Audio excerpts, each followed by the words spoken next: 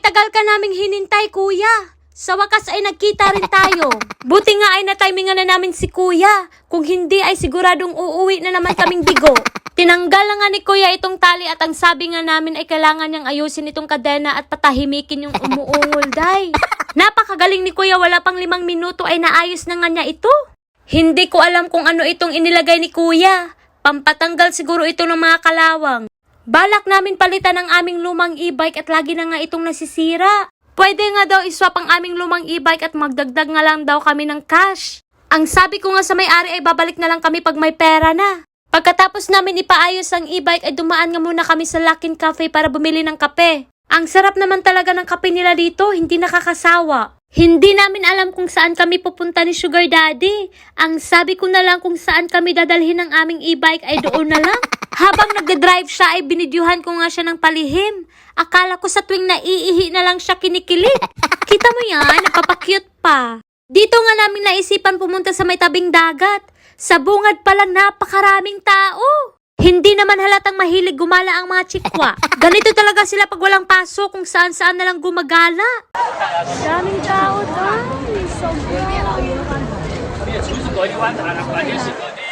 Kaya naman pala maraming tao ngayon ay may bagong street food palang itinayo dito. Alam nyo kasi ang mga chikwa ay mahilig talaga sila sa mga pagkain. Pero kahit mahilig sila sa pagkain ay hindi sila tumataba. Mapapasa na all ka na lang, day. Nagtingin-tingin na nga kami ni Sugar Daddy kaso wala nga kaming magustuhan. Siguro busog lang kami kaya wala kaming nagustuhan. Kumain na kasi kami ng hapunan bago kami umalis ng bahay. Ang mga tinitinda nila dito ay parang halo-halo siya, pero chikwa style. Meron din silang tindang stinky tofu, malatang, iba't ibang klaseng sausage. Ito nga pala yung sinasabi kong halo-halo ng inchik. Sa tagal ko dito ay hindi ko pa nga yan natikman. Siguro masarap yan pero mas masarap pa rin yung halo-halo sa atin.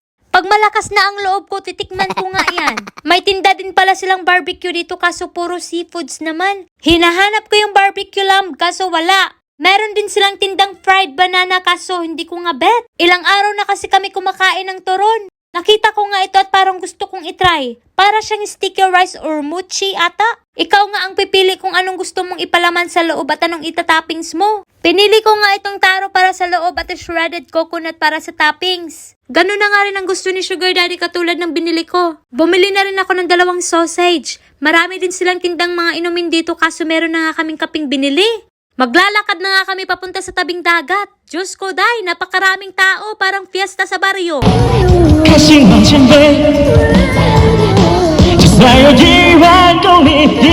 Napaka-talented naman talaga ng mga inchik. Kahit sa ang sulok ay may makikita kang kumakanta.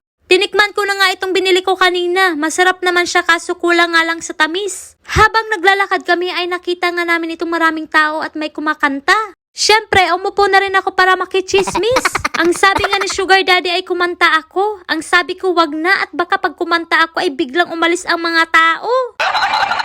Kaway-kaway pala sa mga taong mahilig magsuot ng jumper. Kaya ayaw ko na magsuot ng ganito, pahirapan talaga sa pag-ihi. Puputok na lang ang pantog ko dahil hindi ko pa ito maitanggal. Hindi ko nga alam kung bakit ko naisipan na isuot to. At sa kasamaang palad ay nahulog nga itong tali ng jumper ko sa inodoro. Ay talaga namang napakaswerte mo, day. Nice. Pagkatapos ko nga itong labhan ay natawa nga ako dito kay ate. Hindi naman halatang naiinitan ka dyan. Napakaaga pa nga para umuwi ng bahay kaya dumaan muna kami dito sa Wanda. Wala namang kaming pasok bukas kahit late na kami umuwi ay okay lang. Nagpatulong nga ako kay Sugar Daddy na kuhanin itong sleeveless na pambahay. Kaso hindi nga namin kayang abutin pareho. Ganyan na ba ako kabigat na hindi mo ako kayang buhatin? Nakailang try na nga kami at hindi talaga kaya ng aming powers. Kawawang mga pandak. Ang sabi ko nga kay Sugar Daddy ay huwag siyang susuko. Try and try until you succeed. Pagkatapos nga namin abutin ang mga bituin ay kumuha na nga rin ako ng leggings. Baka sakaling mag-jogging ako, day.